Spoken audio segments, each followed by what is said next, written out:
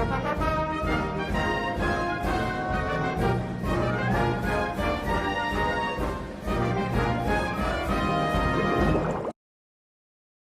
followers, this is your boy, movie maker Doug 55.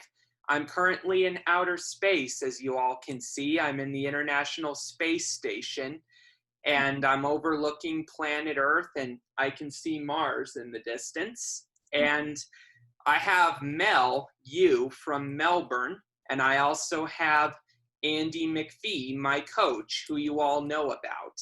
And this is our next episode of Being Relentless and Unstoppable. Welcome, guys. Thanks. And Doug, I really love the fact you're in outer space. It's amazing. It's probably the best place to be right now then on Earth. Oh, I totally agree with that. Well, look, excuse me, Mel and myself met. Mel, how long ago was it? Was it 3 years? 2017. Okay, great. So we met randomly through another amazing friend of mine who's a film producer and director and author, Steve Ravik, and he invited me to a tattoo show, not a show, it was a convention, it was huge. And Mel had invited him. And when me and Mel met, excuse me, something interesting happened. It was like, we didn't stay that long. And when I left, I went, wow, there's something really interesting about Mel. And she, I think, had the same thoughts. And we connected anyway. We've been friends ever since. And Mel's journey and what she's been through and where she's now is just incredible. And that's what this whole program is about, which was inspired by Doug Kenney, who again is just an amazing young man dealing with high functioning autism. And now he's got another book that's now being rated extremely high on Amazon, but I'll let Doug tell us that at the end of the session today. But congratulations, Doug. And Mel, thanks for joining us and making the time, even though you probably have plenty since you're locked down again in Melbourne. Well, Doug, I'll leave it to you to just start the ball rolling with Mel and find out what she's up to now in her life and where she came from to get there. For sure. And as I can see right now on the International Space Station that I'm currently flying over Melbourne right now. And I can even see Melissa's house. Very big, I'll say. All righty. So Mel, where are you originally from and what was your upbringing like? Firstly, thanks Doug and Andy for inviting me on the show. I'm super excited about this. I love that even though now we are going through the pandemic and everything, we can still stay connected with things like Zoom and technology. So first and foremost, I really appreciate you guys' time. Thank you. Yeah, and a little bit about me in terms of where am I originally from. So I'm born in Melbourne, Australia, but as you can tell by the color of my skin that I am not Australian or Aboriginal. So I'm Chinese by heritage. My parents moved to Australia from Hong Kong when they were 24, 25. And when they had me at 26, 27 in the 90s, I was one of the only Asian families in the area that I grew up in here. I'm trying to compare it to something over in the States, but maybe like the OC, if you can think of like Malibu or Orange County or something. We lived quite along the beach, along the coast. And back in the 90s, I was one of the only Chinese families growing up in a Western culture.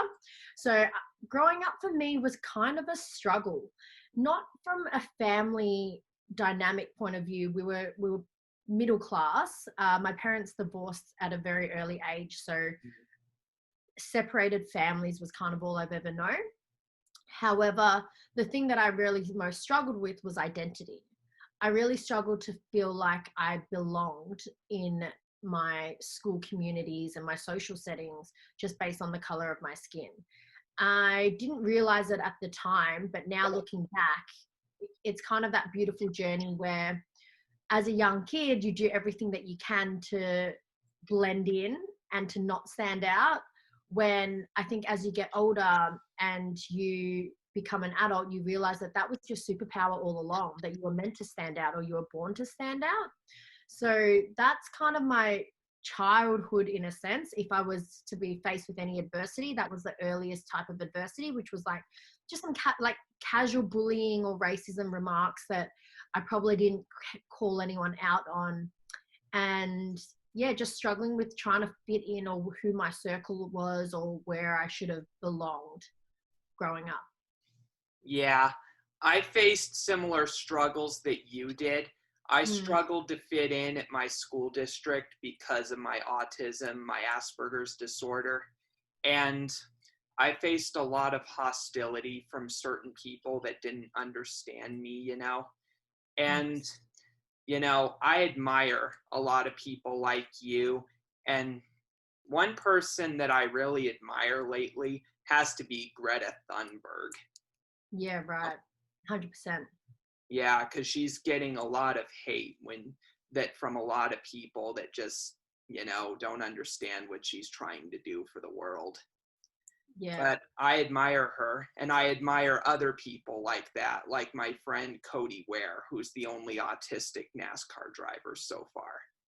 Oh, Amazing. wow, that's interesting. Yeah. I didn't know that. Yeah, and I can relate to both of those people because of the struggles they're going through. And look, thanks, Doug, for sharing that. And Mel, can you just let us know what you're doing right now, like apart from sitting in your apartment and not being allowed out, but your business world, what you've created, and then we'll get into how that led you to that. Of course. So there's, from growing up to now what I do, there's been a whole few thousand lives in between. But right now, currently in Melbourne, pre-COVID, pre-pandemic, I own a boutique event management company here. And we specialize in sort of like, we do trade shows, we do conventions, which is where Andy kind of said, that's where I met him at one of the conventions that I previously ran, not my own though. And then I kind of do private events, corporate events, and a lot of stuff in the mental health space. And we can talk a little bit about that mental health journey in this interview, but I do a lot of work in terms of the charity space and not-for-profit space, whether that be a fundraiser, a charity gala, a corporate breakfast. And I like to bring along, I have a wealth of keynote speakers. I am one myself in terms of lived experience for suicide prevention. So yeah, we do a whole heap of cool stuff when things are, you know, normal in the world and we can all hang out. But like really now the business is kind of at a standstill. We have pivoted it in a way that we do a few master classes. I do mental health workshops on Zoom, but as you can imagine, it's not exactly the same. Sort of like, I mean, if you're acting, it's not exactly the same being in a Zoom call than in a room where you can feel that energy. But Yeah. that's kind of like, go on. Yeah, sorry, Mel. That interruption, people keep calling me. It's just, I'm so popular. I'll stop it. Just, yeah, Andy McPhee, what do we expect? Yeah, there's probably more someone going, you haven't paid your phone bill, mate. I'm going to cut you off. So that's great, Mel. And I do know your story. And it's a tough one, you know, and to where you are now, that you can do what you do and still have that beautiful smile on your face, and not forget your past, not trying to get rid of it. It's there. That's what it was. And, you know, being the stand for who you are. And same with you, Doug, you know, your journey in that different aspect of where you are now, which I truly believe, and I'll say it right here now, I guarantee within 12 months, I believe Doug's going to be up there with the number one influencers for people with autism. And sorry, there's a plane going over. And an author, because your books are doing amazing. So, Mel, can you just share, or before I go into that, is there anything that you want to ask Doug before I go into my next question? Yeah, there's a little bit I'd like to ask. Tell me about your companies, including MCO Events Organization. What do you do there? So that is the event company that I just said that I did do. We are contracted to do event management services. So say anyone needs to come to, you know, a business needs an event to run, whether that be a social event, Christmas party, you name it. If it's private, it'll be a birthday party or a wedding. We come in and I will organize everything, the run sheets, the timing, the invitations, the guests, speak to the venue on your behalf, work out the budgets on your behalf, and I do the bump in and the bump out of the event. So it's a whole production. It's lots of fun. I'm a pretty big extrovert, so I kind of vibrate off a lot of energy anyway. So that's why I fell into that event space. Nice. Pretty cool. So yeah, after that, I must ask, are you a psychologist at all? So I have 4 years of psychology as an academic background. I've done a Bachelor of Psychology as well as an honours in psychology. I can't call myself a qualified psychologist yet because here in Melbourne, and I think it's the same in the States, we need our master's degree, which is 2 more years on top of that. And I haven't really gone down that path. I can become a provisional psych right now. And I do a lot of work in the mental health space. So I have a certificate 4 in mental health and a certificate 4 in crisis counseling. And that's kind of helped me enough for now to do the work that I'm doing. But if I'm a qualified psych, unfortunately not yet. But maybe somewhere in the future, I will definitely consider going back and maybe getting my master's so that I am qualified. Yeah, that's great.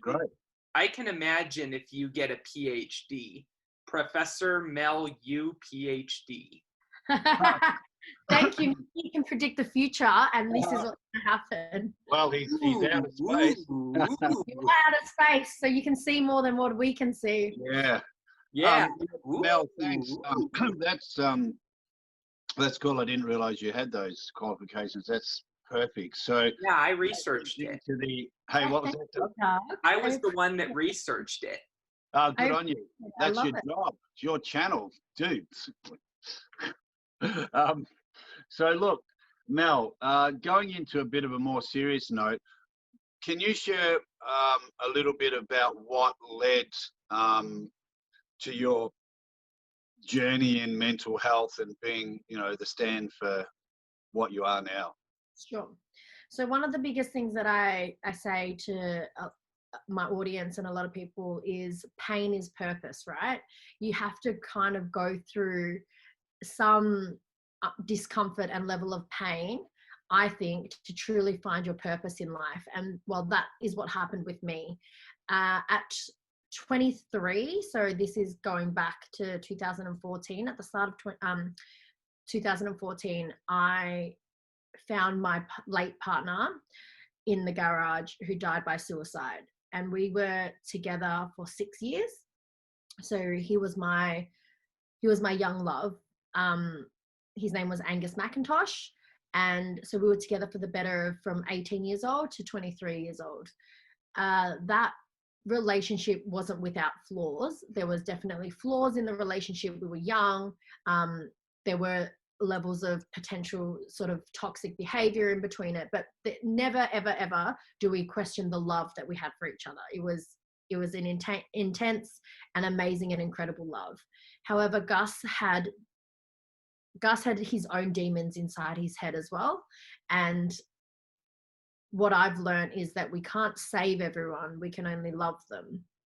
So when he died in January 2014, and when I found him, I would think that would be, without a doubt, one of the most traumatic experiences that I've had to go through. It was 100% the fork in the road for me at 23 to try and plan your 23-year-old boyfriend's funeral. I had not a clue what I was doing, and I was not equipped to sort of understand grief and loss as I do now. But that being said, from that moment that Mel died with Gus, I died that night too. A part of me had to die that night too, to sort of be birthed into the person that I am now. And from that one experience, I think I've just been able to be very honest and transparent and open about that experience. And every time that I'm incredibly vulnerable and I share my lived experience with people, people really resonate with it. And so that's when I kind of knew there's something here. There's something in the power of storytelling, and there's something being able to be a voice for the voiceless. Suicide happens every day, but how many people actually step up and put their whole lives, you know, at risk or to be judged, but to share that story and so that other people can resonate with it. That's a whole nother level. And I think that takes an intense amount of courage to share. And just like yourself, Doug, and, you know, Andy, like every time we share our stories, we share it from a place of service. We share it so that in hopes that maybe someone else can take something that we've learned or gone through and they can make it their own. You don't have to physically have lost someone to suicide to be able to relate with my journey and experience of loss and grief and losing someone that they love. So that's kind of like that one moment has now I've been on this journey, as Andy knows, the last 6 years, it's going to come up to 7 years soon of his anniversary. And he's still with me every day. He definitely, every day that I'm alive, Gus is alive because he lives through me. He lives. Yeah, that's great. Thanks for sharing that. Sorry, Doug, go on. Yeah, that's really a good way to look at it. Do you believe in the afterlife at all, or religions at all, or no? So I don't have a specific religion that I am confined to. I'm definitely open to the creator, a greater energy, a greater source, whatever we do call it. I think it kind of all is the same thing in terms of like spiritual belief. I do believe that this is not just the one world and one realm. I definitely think we're such unique humans that are brought into this world, and we meet certain people, 7 billion people in the world, yet we only meet a certain cohort of people given our circumstances. And I think when we leave, we're just too unique to kind of just, that's it. Like, I do think there has to be something else on the other side. I just don't know what that is, or well, none of us really do until we cross over as well. Yeah, I'm a Christian, so yeah, that's my beliefs. But yeah, my Christianity is partly what helped me overcome my plagues from a few years back. Amazing. And look, what Doug's sharing, and what you just shared, Mel, and some of the stories I share with my journey is everybody's pain's their own pain. Like there's no, I mean, we can say one pain's worse than another, yeah, but at that moment, whatever pain Doug went through or I went through and you, it's that pain's as big as any pain that we all have. And I think what you just both shared then, and I go through this, we are afraid. I've got a guy we're interviewing tomorrow night named Ron. He's a friend of mine from Landmark, and Ron's he was a tank commander in the Israeli army, young guy, and his tank got blown up, and he's now spent most of his years in a wheelchair. But well, this guy's the same, like just unstoppable. Like he's a singer in a band. He's got his own band. He's a fighter for peace in Israel. And he brought something up the other day that he said, it's so funny. He started his podcast, and we get afraid of the invisible enemy, like Doug or myself were sharing this channel on Doug's channel and on mine. And, not everyone's going to like it, and that's fine. But what happens is anything on social media can affect us if you allow it. Like someone doesn't like something or they make a comment. And he said, I'm actually more afraid of that than the enemy I fought during the war. He said, my enemy I wasn't afraid of. I knew who it was, and that's why I was there. And he said, I am afraid of an unseen enemy. And he goes, how ridiculous is that? And like he got something out of that where he goes, wow, not everyone's going to like what I post.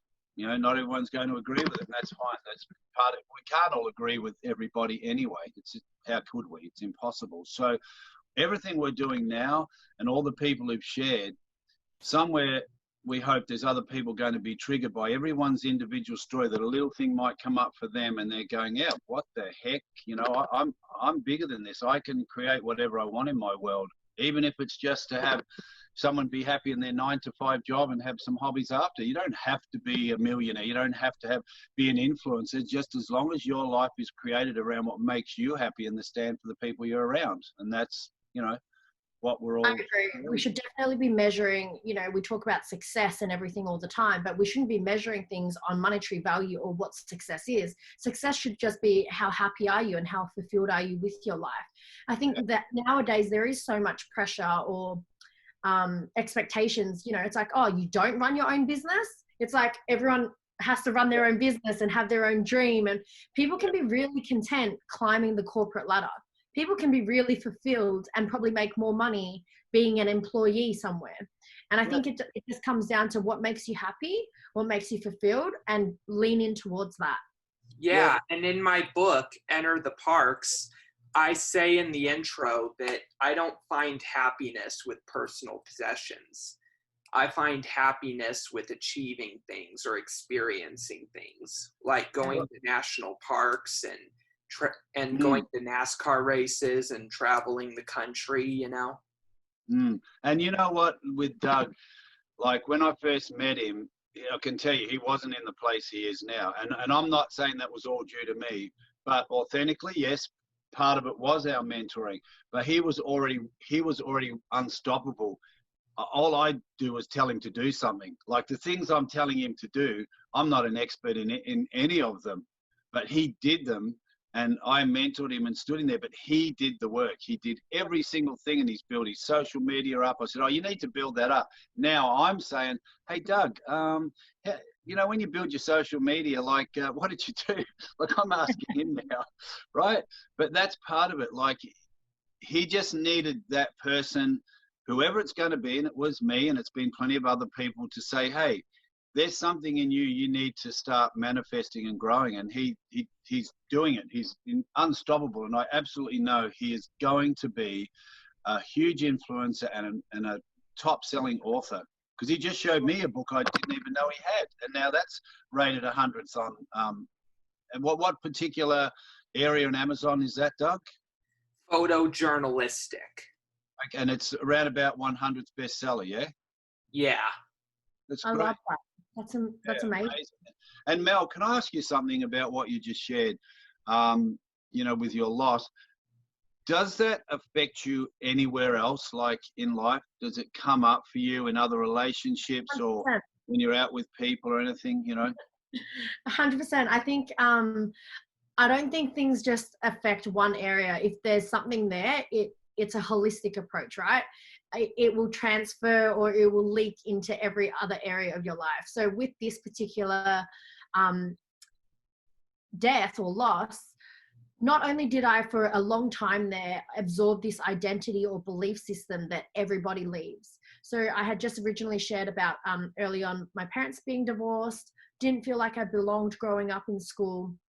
And then my partner literally died because he didn't want to be here anymore. So for the longest time, I believed that everybody leaves. And what that limiting belief did for me was that I manifested it so that I couldn't hold a long-term relationship. If I tried to date again now, there was a lot of fear of abandonment there. I couldn't build trust with people. I almost adopted this attitude and identity that it's like, oh, well, Mel's good. Mel's always just good. She's going to be single and independent and professional and driven in her career. But what I craved most, I suppose, would be to find that love and intimacy again with the partner. And that kept showing up though. So even if the best person that came into my life, which they did and it didn't work out, but I don't know if I was ready to show up in the love that I thought that I deserved, because I was rejecting it based on my previous relationships and experiences. So it 100% shows up in my relationships, not only probably in my intimate relationships, but my friendships and my ability to just fall and trust people. However, I am quite heart on my sleeve kind of girl. So I don't think I've been completely shut off, because I crave it. But there is a bit of that I wasn't aligned always with it. Yeah. Doug, is there a question you'd like to ask regarding what Mel just shared? Because I have one, but you go first. It's your channel. Yeah, so you're big on relationships then when it comes to mental health? Yeah, I think relationships are the fundamentals and foundations of our lives. If we look back at our lives and even during this pandemic, what a really good realization is like, well, what are the things that matter to us most?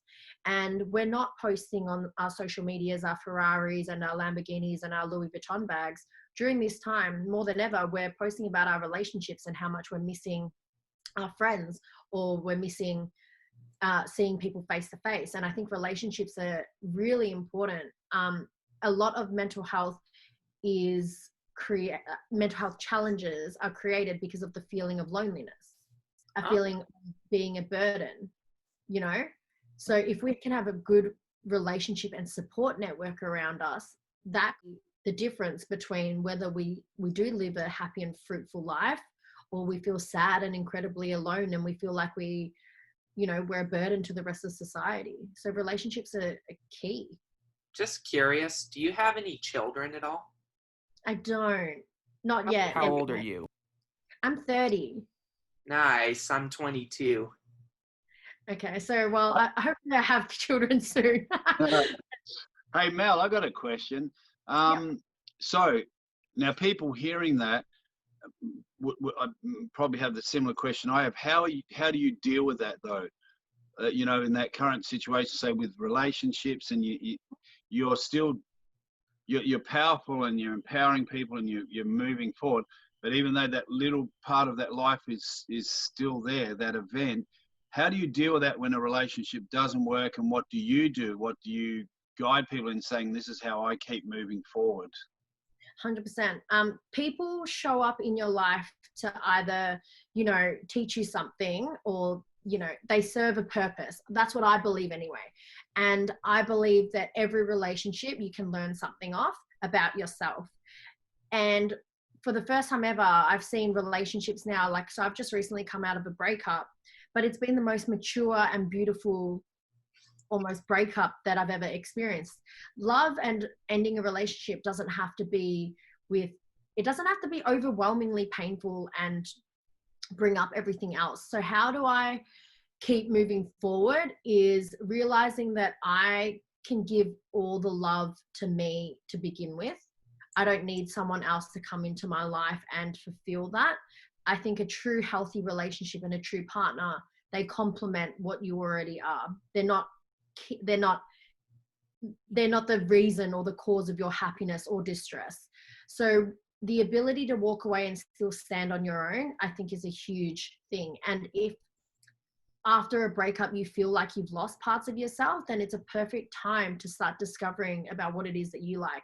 Having your own time and enjoying your own company is something that I think we all distract ourselves from, when it's critical to how we become more self-aware and how we can live a fruitful life with just us.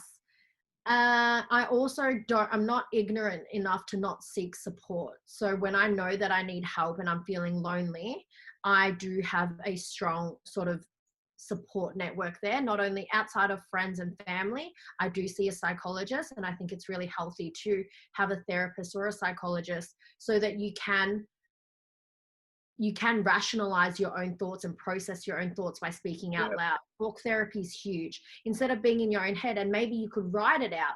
However you are feeling, find an outlet for it. It might be sport, it might be writing, it might be going and talking to someone. There definitely is a way where you can kind of heal and understand all those broken relationships you've been in by processing it out loud. Yeah, and I think that's really important.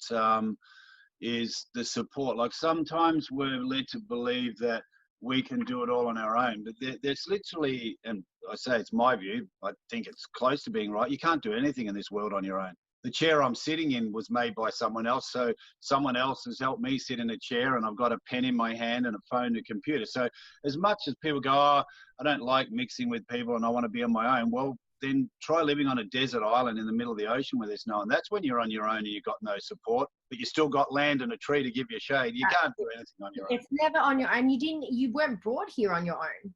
You know, No. physical existence exists because it wasn't just your doing. Yeah. So 100%, I completely agree with that. And look, you know, I got a tattoo, one of many, and you're a tattoo fan, right, Mel? Yes. Probably won't show them now. But Mel's a great tattoo fan. I got one across here that says all or nothing. And that's pretty much the way I lived, you know. And like, obviously this is not sharing my life story, but mine was, you know, it was a hard one for everybody else, not me. You know, I ruined relationships. I was a pretty angry guy, got in a lot of trouble, dealt with the underworld and did all that, but it didn't bother me because I got out of it, you know. But the pain I left behind with other people in the broken relationships and my children, oh, they're great now. We get on well, but that's only because I came to that pushing point. Like you said, there's people show up in our lives for a reason, and you know, those relationships prove that, you know. And the one that I broke up with quite a while ago, that left me going, wow, again? Like, you got to start caring about your own life now, mate. Otherwise, this is going to keep happening. So I've been on my own for about 3 years, but I totally respect those people that helped me really get and see, you know, what I was causing, but I refused to see it. I always wanted to be the person who's right and never listen to people and you're wrong and I'm right and you blow your horn at me and I'll get out and knock you out. You know, then someone will knock me out. Sorry, Mel, go on. That's all your ego, right? That's the right, ego totally. at the surface. Yeah. Until you can find that humility, but also you now have, only through time have you got that self-awareness to look back and go, hey, I was a shit person. You know, I caused all this pain. Some people never even have that reflective moment. Yeah, that's right. And so it's funny because you start having, and you wonder where the ego came from. Well, it came from somewhere. I know where it came from, but that's another story. But in my childhood, that I had to develop a protection for myself unconsciously as a kid at the age of 3 years old, 4 years old. It started way back then. So my identity got bigger, that you're not going to make me wrong. You're not going to yell at me. I never do anything wrong. And then I just created a mess for everybody everywhere I went, even though I think I was a good person, caring and loving, but the other side was not that. And I think Doug would have, you know, met a lot of that, like his story when he went to school at 4.5, kindergarten, and he was told to stay home the next day. And he had no idea what he did. Is that correct, Doug? That's correct. But might I ask something? Knowing your ego, is it a bad time to say that you need to not wear polka dotted shirts? You're talking about my ego? Doug, I don't have an ego. Please don't forget, everyone, who I am. It's Andy McPhee. We made him take off that name badge just before he was wearing it. We're like, did you want everyone to know that your name's Andy McPhee? Yeah, no, that's not ego, Doug. That's just completely tasteless in fashion. Yeah, you know I'm messing, right? Yeah, well, either that. I have to, Doug, otherwise you'll sack me as your mentor. I've got to agree with everything you say, Doug. That's right, and don't you forget it. Yeah, don't you forget it. Well, that's great, Mel. And look, it's so good to see you be able to have fun with such a tragic story that you told. I mean, not fun with the story, but fun with us, and still have a smile on your face, which is just part of this, that, you know, hopefully you're giving someone out there who's going through something really terrible and hard at the moment to see that as much as they're in it at the moment, there is something at the end of that tunnel. There is light, and it's not easy. It's not easy. It's a tough road. Definitely, with everyone being able to share their story, you won't be able to tell what the lessons is because you don't have hindsight yet. Until you get that experience, until you kind of got that distance in time between what happened to you and now what you decide to do with it, that's integral to your learning and healing when you start to be able to process it. If you're in it right now and times are tough and you're feeling shit, allow yourself to just feel shit and feel that the times are tough. That's okay too.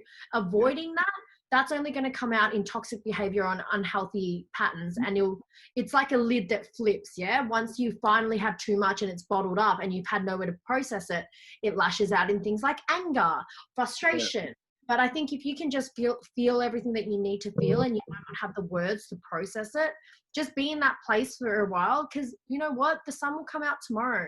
If today was a really, really bad day, just give up on today, forget about it, and try again tomorrow. Yeah. It's funny when you're saying that, Mel. I got a notification come up from some quotes I get, and the quote was from Winston Churchill: never, never, never, never give up. How appropriate. Yeah, love That's it. pretty much it. Well, look, Mel, hey, I'll thank you on my behalf because we are out of time. I really appreciate you sharing that vulnerable story and you know, being here with us. Doug, and thank you for sharing those other pieces of your life that you're being so open to sharing that. So I'll let you take us out, Doug. And if there's anything else you'd like to share with Mel before we finish. Yeah, I don't have any more questions to ask, but I want to thank you for joining us, Mel. And next week, I return to Earth from space and we splash down in Port Phillip Bay in Melbourne. We'll find you. Well, All thanks, right. Mel. Thanks, Doug. All right, sign us out, Dougie. Thanks, mate. All righty, followers. If you enjoyed our guest today, please follow her on Instagram and Facebook. And please follow me and like and subscribe at Movie Maker Doug 55. All righty. Thank you.